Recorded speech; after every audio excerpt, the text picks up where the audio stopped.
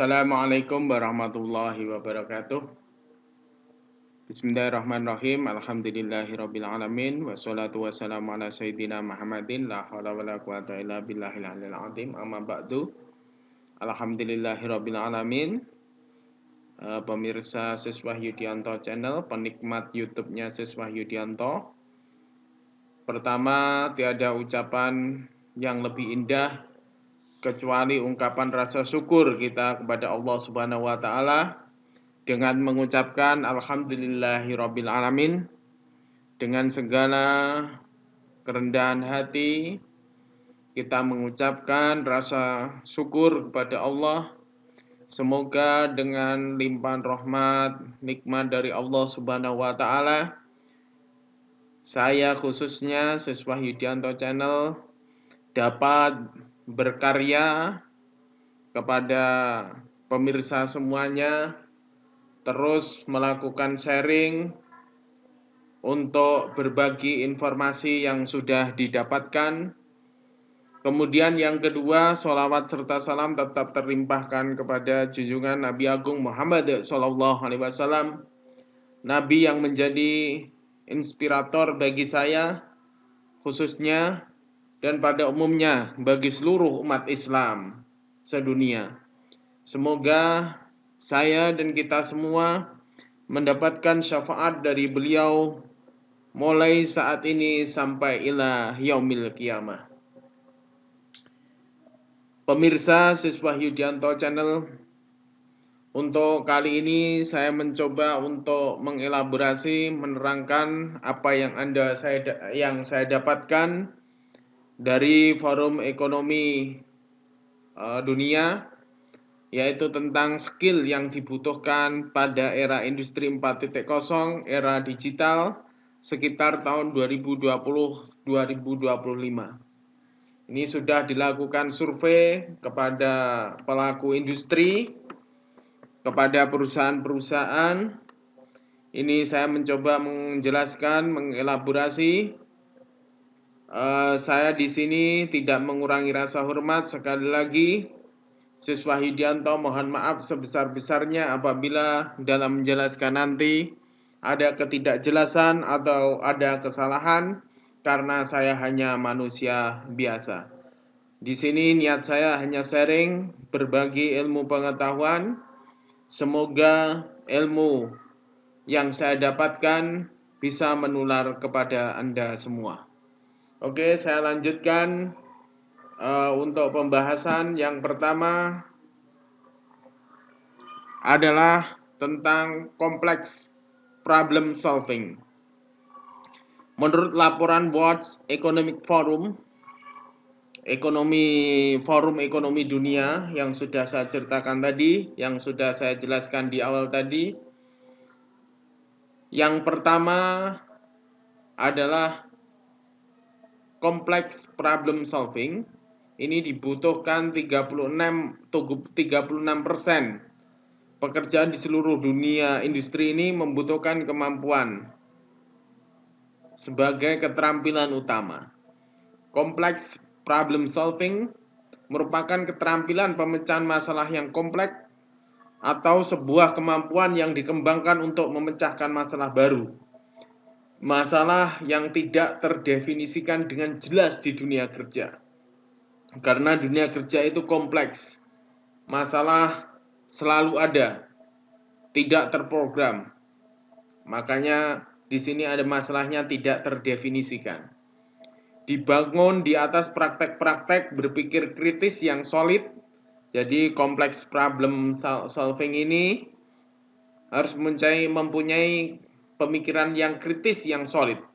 Seseorang dengan skill tersebut mampu melihat masalah dari berbagai sudut pandang, mengembangkan solusi alternatif dan memilih solusi terbaik mengingat pemahaman mereka tentang masalah, lingkungan yang mempengaruhi, dan mereka yang terkena dampaknya. Mudahnya begini, kompleks problem solving. Dengan IT, yang sekarang sudah zamannya IT ini, teknologi informasi, keterampilan untuk mengoperasikan IT saja tidak cukup. Masalah tidak bisa diselesaikan dengan IT saja. Sehingga ini perlu sebuah keterampilan atau sebuah skill. Ketika terjadi permasalahan seperti ini, apa yang harus dilakukan? Ini dibangun dari pemikiran yang kritis, yang solid, sehingga keterampilan ini ada. Ataupun Anda bisa memanfaatkan IT yang Anda punya untuk memecahkan masalah yang ada. Seperti itu contohnya complex problem solving. Permasalahan IT ada, permasalahan secara sosial ada, itu harus diselesaikan satu persatu dan Anda mampu memecahkan masalah tersebut. Oke, yang kedua, critical thinking. Berpikir kritis, yaitu suatu kemampuan berpikir secara logis dan mendalam tentang suatu masalah, kemudian menemukan penyelesaiannya yang paling efektif. Kita dituntut mampu menganalisis dan memeriksa, menghasilkan kesimpulan yang sesuai. Dalam mengasah hal ini, perlu kesabaran dan daya pengamatan yang baik. Ini yang perlu disabar. Kita menganalisis sebuah masalah ini melihat dari berbagai sudut pandang, tidak perlu emosional, kita harus menganalisis dari berbagai segi, berpikir secara menyeluruh. Keterampilan yang penting untuk dipelajari karena bisa membantu dalam mengimplementasikan ide-ide inovatif yang kamu miliki. Ini nanti di akhir saya mencoba ada beberapa tips untuk critical thinking. Lanjut, kreativitas. Ini sudah di telinga, sudah menjamur pembahasan ini tentang kreativitas.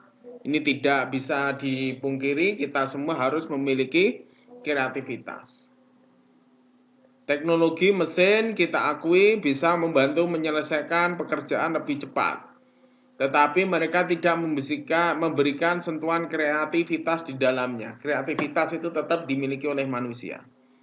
Perusahaan itu memilih mempekerjakan karyawan yang kreatif dan inovatif. Perusahaan itu menginginkan karyawan yang mampu menerapkan ide baru dan berpikir out of the box, di luar di luar kebiasaan. Jadi di tahun 2020 kita harus mengasah kreativitas kita, berlatih melihat sesuatu dari sudut pandang yang baru, jangan terpaku dengan aturan-aturan yang baku. Pengalaman-pengalaman yang baku yang Anda miliki itu lepaskan. Kita berpikir bebas, terus berinovasi, menciptakan sesuatu ciri khasmu sendiri. Ini yang disebut originalitas.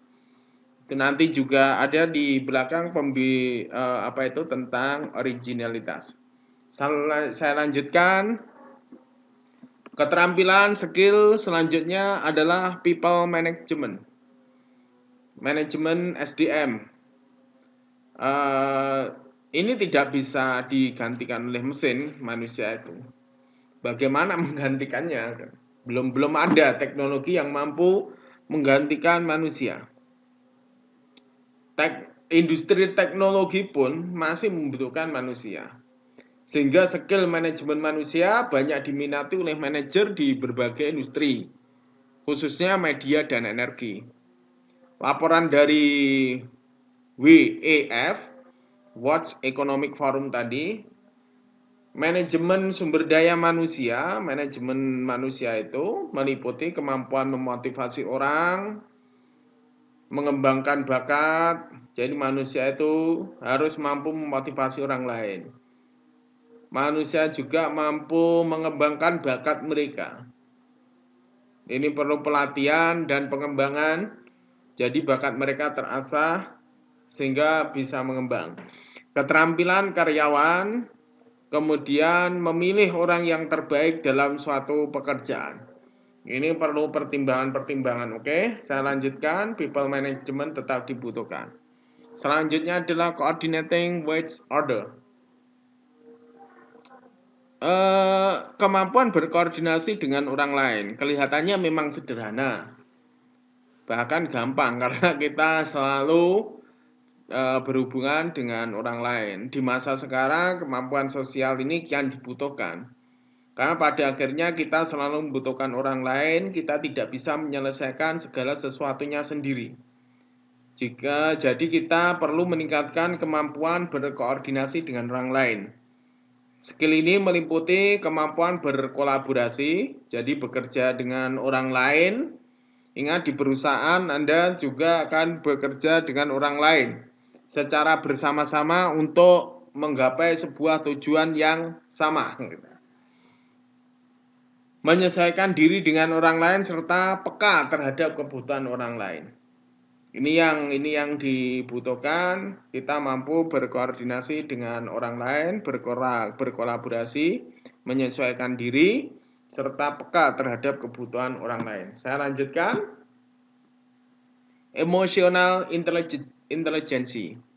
Ini sudah tenar di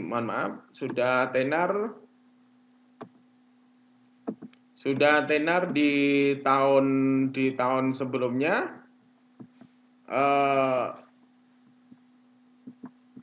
Tentang emotional question ini.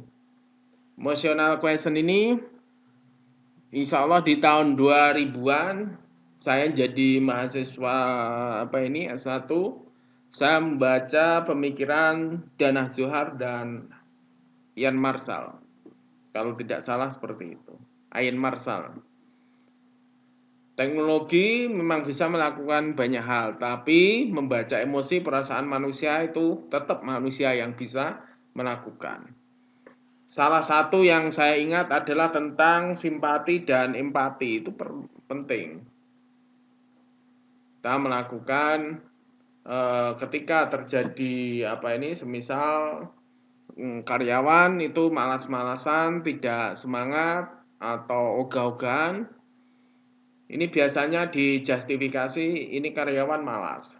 Tetapi karena kita mempunyai emotional intelligence, kita dekati, bersimpati dengan karyawan tersebut, kita mencoba mendalami dengan berempati apa sesungguhnya yang terjadi.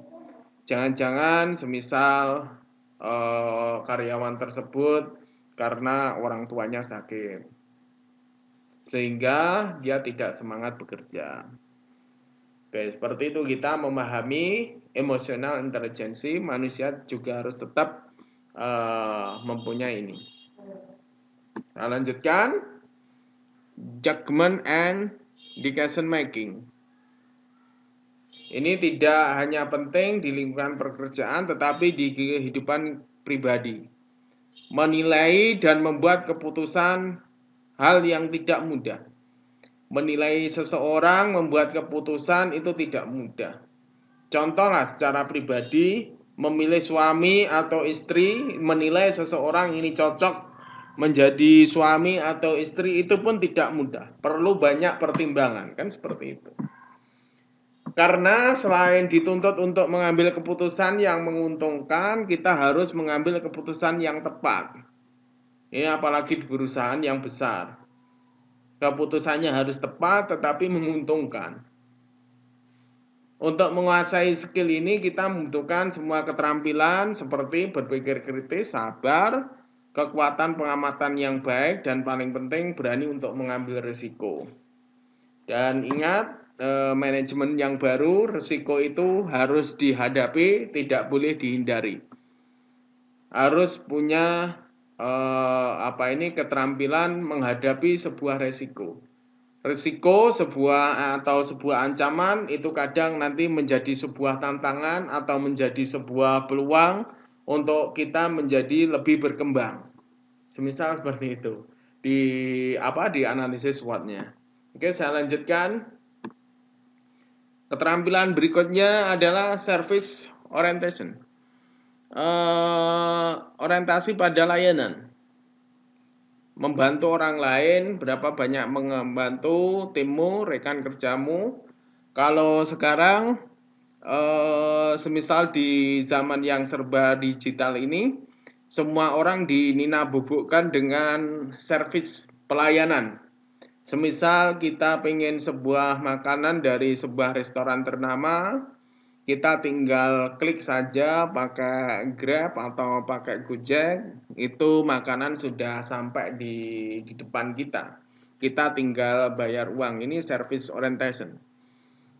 Bagaimana sekarang kita menina-bubukkan orang lain, melayani orang lain itu sepuas-puasnya. Tapi ingat, seberapa puas Anda memuaskan pelanggan, pelanggan itu pasti tetap tidak puas. Kita harus masih melakukan evaluasi lanjutan, melakukan kreativitas layanan selanjutnya agar pelanggan itu tidak keluar atau tidak memilih barang lain atau tidak memilih produk lain. Seperti itu. Saya lanjutkan. Keterampilan berikutnya adalah negotiation skill. Melakukan negosiasi. Ini dengan rekan kerja, atasan maupun klien.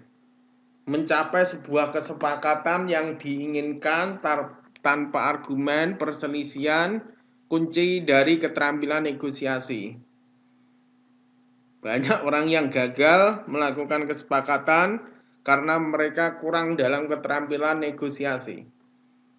Ini membutuhkan banyak pengalaman dan praktek. Ini memang harus dilatih dan dilatih terus sehingga Anda terampil bernegosiasi. Lanjut, cognitive flexibility. Pemikiran yang kognitif yang fleksibel. Menguasai skill ini, kamu mampu menyelesaikan gaya komunikasi berdasarkan lawan bicara. Kita sadar manusia itu memiliki pemikiran, ide, tindakan, pendapat, emosi yang berbeda. Dengan demikian, setiap orang tidak dapat diperlakukan atau ditangani dengan cara yang sama. Sebuah perusahaan tidak ingin mempekerjakan orang yang hanya bisa berbicara yang sama, topiknya melulu itu saja ke semua orang. Mereka mencari orang yang bisa berpikir secara kritis mengenai siapa yang mereka ajak bicara, mereka dengarkan, menyelesaikan komunikasi terhadap orang lain. Maka kita harus fleksibel, adaptif, berbicara dengan orang yang berbeda. Lanjut. Itu sudah habis tentang 10 skill. Sekarang saya mencoba menjelaskan tentang bagaimana cara berpikir analitis atau complex problem solving itu tadi. Ada pendapat yang saya kutip, ini bisa dibaca sendiri.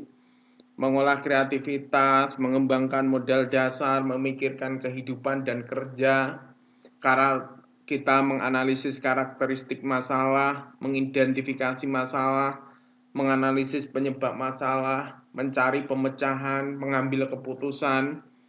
Ini bisa dilakukan dengan cara melakukan metode latihannya dengan cara presentasi.